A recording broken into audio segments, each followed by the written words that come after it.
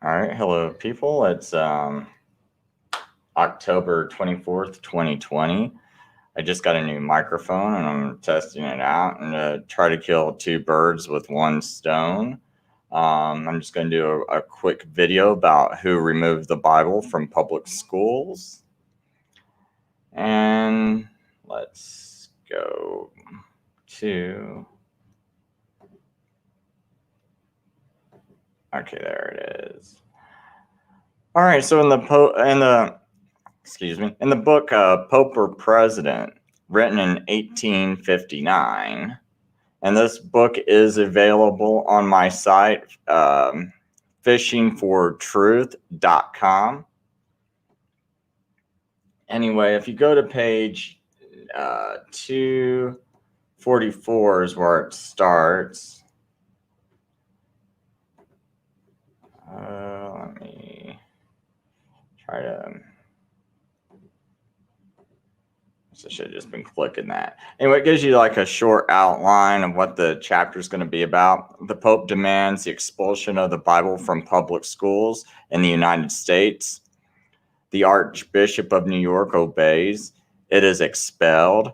The reward, the school books of the country mutilated by Romish power. A secret conspiracy requires it. The Madura Protestants, the blessings of the club in Philadelphia to elect a Roman Catholic legislature.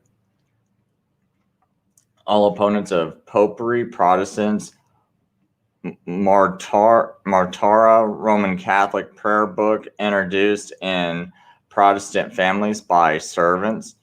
The fatal result, Archbishop Kenrick on the confessional.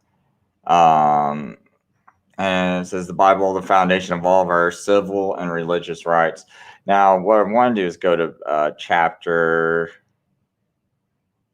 I think it's chapter 246. I just want to make sure. Okay, yeah. No, I mean 247. That's where it starts. Anyway, down towards the bottom of the page, it says the Word of God is not only a prohibited book in the Romish system, but the reading of it or hearing it read is made the worst of criminal offenses and punished by the Inquisition. We come now to the war on God's holy word by its expulsion from public and free schools of this country.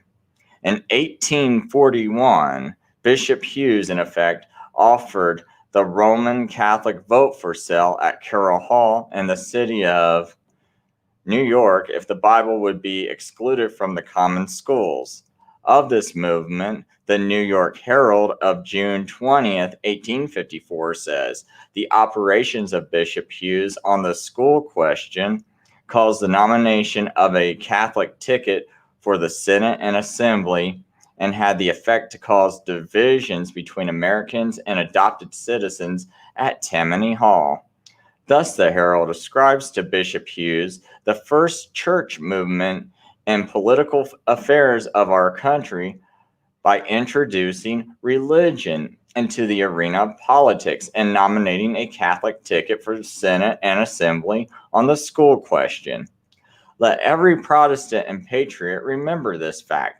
38 schools in the city of New York alone abolished the Bible, and the commissioners were appointed to expunge from the pages of school books all the facts of history that were displeasing to the papal system. Books so mutilated and defaced with black can now be seen at the Bible House in that city.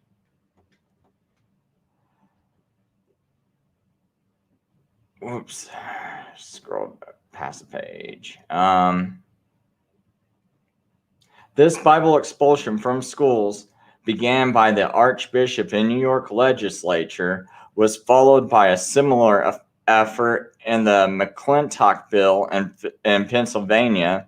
9 states of the Union have made the attempt to expel the Bible from the schools, and in California, they've already been successful.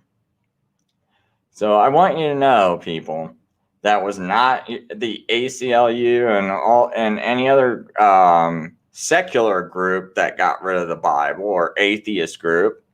It was the Roman Catholic Church, which got rid of the Bible from public schools. And I think this is the point in time when the Democrat Party was taking over by the Vatican.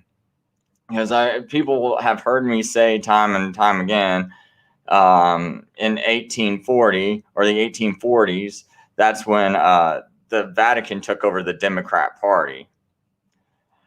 And this is where I get some of that evidence from, is things like this. And if you notice today, the Pope pushes global warming propaganda, climate change. He pushes anti-guns. He pushes open borders, amnesty, and all these things that, if you would associate with a Democrat.